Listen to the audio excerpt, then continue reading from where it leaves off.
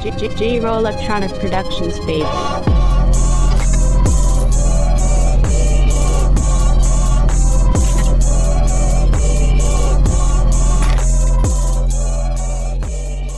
Welcome to DEMOCREPUBLIX, where we cover the real news that matters to we the people.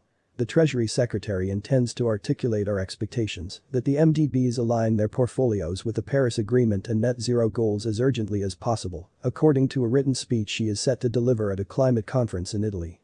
The speech, soon to be delivered, follows just days behind a similar message that the financial community received at the G20, where financial leaders for the first time ever acknowledged that carbon pricing was at least a potential tool in addressing climate change.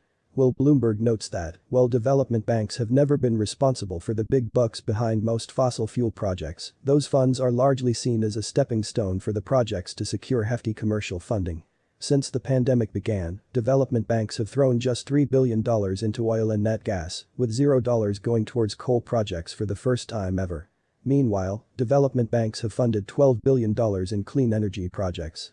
But it is precisely these natural gas projects that will allow many countries to quickly and efficiently transition away from coal. Prior to her appointment as Treasury Secretary, Yellen was criticized for her fossil fuel stock holdings.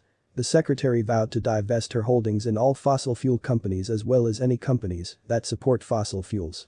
Nevertheless, even before her time as Treasury Secretary and the chairman of the Financial Stability Oversight Council, FSOC, Yellen has been a staunch supporter of the environment and highly critical of the role fossil fuels have played in greenhouse gas emissions.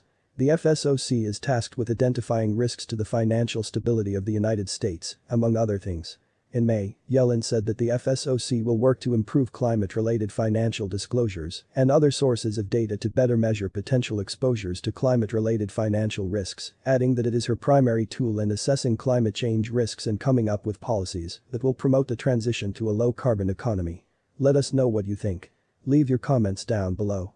Like, share and subscribe. And check out democrepublix.com for the latest in news. Until next time.